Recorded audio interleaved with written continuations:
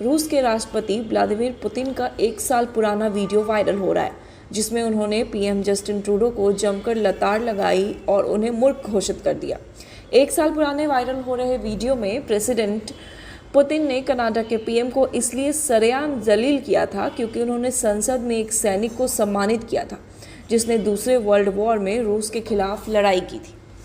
इसी मुद्दे पर पुतिन ने कहा था कि उन्हें यानी ट्रूडो को लगता है कि जिस सैनिक को उन्होंने सम्मानित किया वो कनाडा के लिए लड़े तो वो मूर्ख है, क्योंकि वो इंसान जर्मनी के लिए लड़ा था जिसमें बाकी सहयोगी देशों ने हिटलर का साथ दिया था।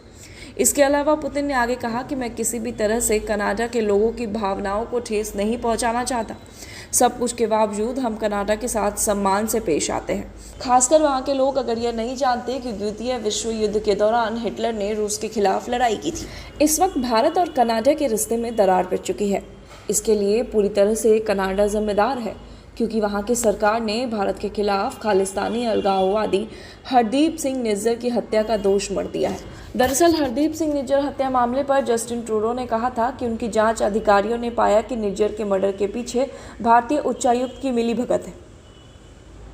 इस बेबुनियाद बयान के बाद भारत ने तुरंत अपने राजनयिक अधिकारियों को कनाडा से वापस देश बुलाने का फैसला कर लिया और भारत से 6 कनाडाई अधिकारियों को 19 अक्टूबर तक देश छोड़ने का अल्टीमेटम भी दे दिया। वहीं इस मामले में अब एक नया मोड़ आया है। खालिस्तानी आतंकी हरदीप सिंह निज्जर की हत्या को लेकर कनाडा और भारत आमने सामने हैं।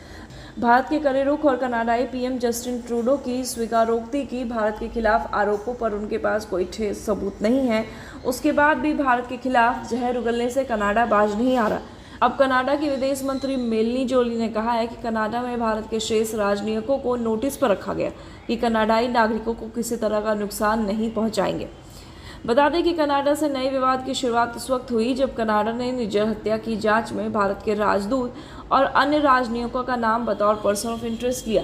भारत ने इन बेतुके आरोपों को सिरे से खारिज किया। इसके साथ ही भारत ने कनाडा से अपने उच्चायुक्त को वापस बुलाने का फैसला लिया। इसके अलावा भारत ने 6 कनाडाई राजनयिकों को निष्कासित करने का भी निर्णय लिया है। जोली का यह बयान पीएम जस्टिन ट्रूडो के यह स्वीकार करने के 2 दिन बाद आया, जिसमें उन्होंने कहा था कि निज्जर मामले में उनके पास भारत के खिलाफ कोई ठोस सबूत नहीं है और ना ही उन्होंने भारत को कोई सबूत दिया था। जस्टिन ट्रूडो ने स्वीकार किया कि उन्होंने बिना किसी ठोस सबूत के खालिस्तानी अलगाववादी हरदीप सिंह निज्जर की हत्या में भारत सरकार के एजेंटों के शामिल होने का आरोप लगाया।